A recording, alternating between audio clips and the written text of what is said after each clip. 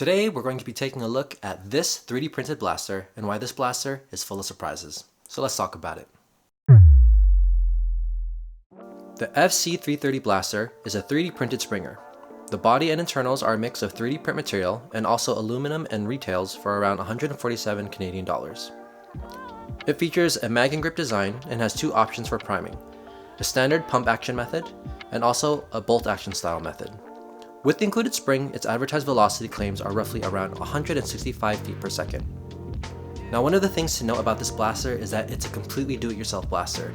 Everything has to be assembled by you, nothing comes ready to use out of the box, so that's something you have to be mindful of. There are videos on YouTube explaining how to put this together, but you have to be mindful of which video you're watching and which kit you have. Now, once this blaster is assembled, it feels really great to operate.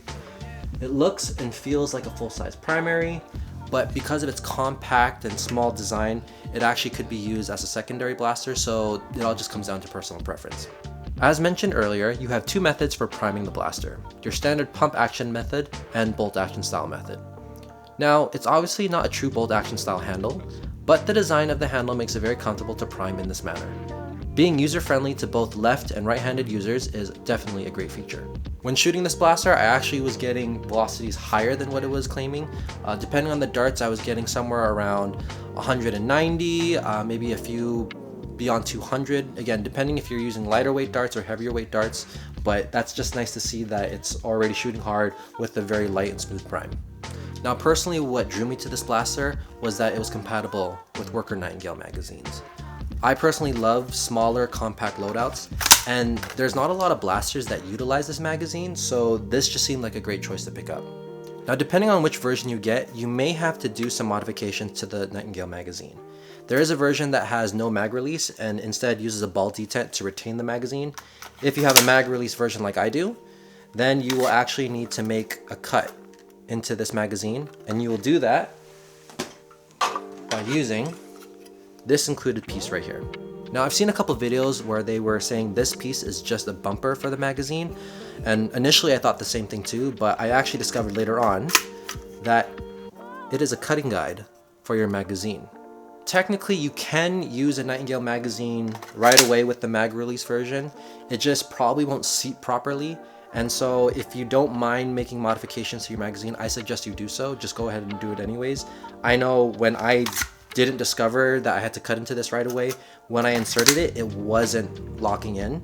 Again, you could probably still use it depending on the tolerances of your printed kit, but honestly, if you're gonna use the mag release version, cut into the magazine. It's a lot of work, but it's worth it. It just feels more secure now. If you're not comfortable with making cuts but still prefer a mag release version, you also have the included printed magazine. To my knowledge, as of right now, you can purchase this blaster from 4 different websites, and I'll put those links up on the screen.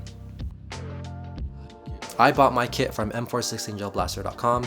They were really great to work with, especially considering I did have a broken part. I had this stock piece that actually cracked in half. I contacted them and they were able to send me a free replacement. You just have to be mindful of long shipping times. Now, what are my thoughts on recommending this blaster? If you are someone who's new to modifying or doesn't have a lot of experience, I would actually say this is probably not the greatest choice, just because with the nature of 3D printing, some of the dimensions on your pieces are not going to fit properly, so you're going to have to do either some sanding, some cutting, or just risk of pieces breaking on you as you go to install them, and I don't think that would be a great user experience for someone. And also just lack of instructions and having to rely on videos on YouTube for installation, I think that's a big con. So that is where I would say I would probably stay away from this if you're not ready to do some modifications. On the flip side, if you are a user who's experienced with modifying or doesn't mind a challenge, once you get past the assembly and the guesswork, this is a great blaster to use. At least for me, I love the small compact design. I love that it uses Nightingale magazines. Again, that's what I personally prefer when I'm trying to keep my loadout small. This shoots great, feels great, and it's got a light prime weight to it. And again, just the option to either have bolt action style or pump action style. This thing is solid despite it being 3D printed. It just feels great to use, especially with a lot of the internals being aluminum, a big chunk of it being aluminum. I thought this was great. I definitely think it's one of my favorite blasters to use, and can't recommend enough, especially for experienced users. Thanks for checking out my review, guys, and we'll see you next time. Take care.